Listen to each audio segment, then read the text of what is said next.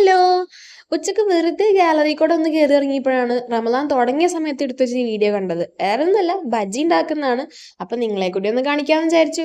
അപ്പൊ അതിന് വേണ്ടി കുറച്ച് മുളക് എടുത്തിട്ടുണ്ട്, ബജ്ജി മുളക്. അപ്പൊ അത് നടുവേ കയറിയിട്ട് അതിന്റെ അരിമണികളൊക്കെ നമ്മൾ എടുത്ത് മാറ്റണം, ഇല്ലെങ്കിൽ ഭയങ്കര എരിവായിരിക്കും. കാരണം ഇത് കുറച്ച് മൂത്ത മുളകായി പോയി വാങ്ങിച്ചത്. അപ്പൊ ഇനി എന്താന്നല്ലേ, ഇനിയിപ്പോ എന്താ, ഇത് മുക്കി പൊരിക്കാനുള്ള മാവ് റെഡിയാക്കണം.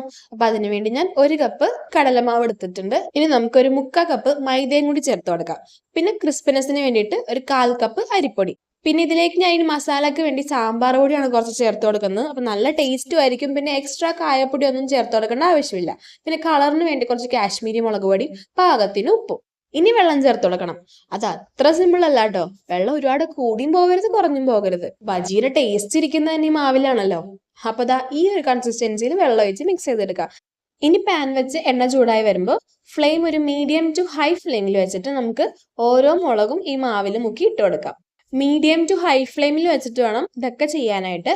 എന്നിട്ട് എല്ലാം ഇട്ട് കൊടുത്തതിന് ശേഷം നന്നായിട്ട് തിരിച്ചും മറിച്ചുവിട്ട് ഒന്ന് മുരിഞ്ഞ് കളർ മാറി വരുന്നവരെ നമുക്ക് ഫ്രൈ ചെയ്തെടുക്കാം. ഒരുപാട് ലോ ഫ്ലെയിമിൽ വെക്കുന്ന സമയത്താണ് നമ്മൾ ബജി വറുത്ത് കോരി കഴിയുമ്പോൾ അതിലൊത്തിരി എണ്ണ ഉണ്ടാവുന്നത്.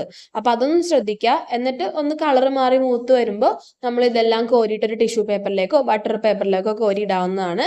അപ്പോൾ കുറച്ച് മുട്ടയും കൂടി ഞാൻ പുഴുങ്ങി എടുത്തിട്ട് അതും കൂടി ഒന്ന് ബജിയാക്കി എടുത്തിട്ടുണ്ട്.